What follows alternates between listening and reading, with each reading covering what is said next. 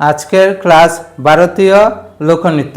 ভারতীয় লোকনৃত্য খুবই ইম্পর্ট্যান্ট যে কোনো ধরনের কম্পিটিটিভ এক্সামের জন্য, এসএসসি হোক, আসাম পুলিশ হোক, অগ্নিবীর হোক বা এডিআরই হোক, সব ধরনের এক্সামে লোকনৃত্য থেকে একটা বা দুইটা কোয়েশ্চেন্স দেওয়া হয়।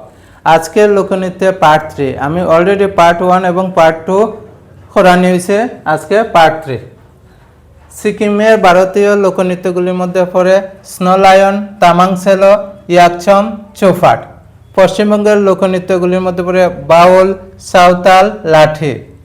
জম্মু অ্যান্ড কাশ্মীরের লোকনৃত্যগুলির মধ্যে পড়ে হিকাত, রৌফ, নবরে, কুদডান্ডি নাচ। লাদাখের লোকনৃত্য সডল। দমন এবং দিউর লোকনৃত্য মন্ড। পুদুচেরির লোকনৃত্য গারাডি। তামিলনাড়ুর লোকনৃত্য কুম্বি, কোলাট্টম, ওয়িলাট্টম।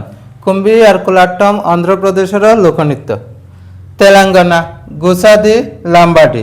ত্রিপুরার লোকনৃত্যগুলির মধ্যে পড়ে হুজাগিরি ও বিছু।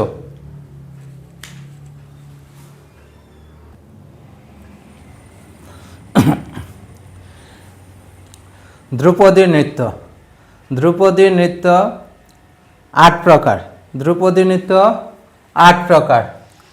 সঙ্গীত নাটক একাডেমি দ্বারা ভারতীয় ধ্রুপদী নৃত্য 8 প্রকার স্বীকৃতি বা মান্যতা দেওয়া হয়েছে।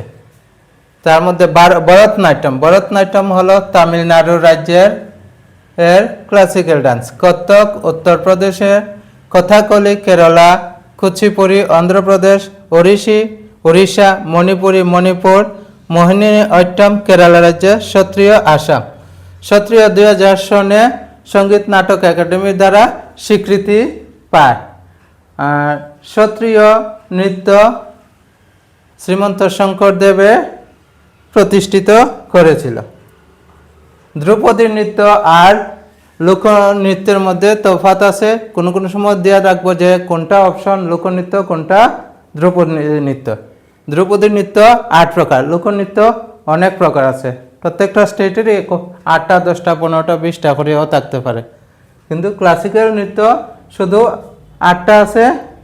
এর মধ্যে কেরালা থেকে 2টা নৃত্য, কেরালা থেকে 2টা নৃত্য, একটা হলো মোহিনী অট্টম আর একটা হইল কথাকলি। একটা হইল মোহিনী অট্টম আর একটা হইল কথাকলি।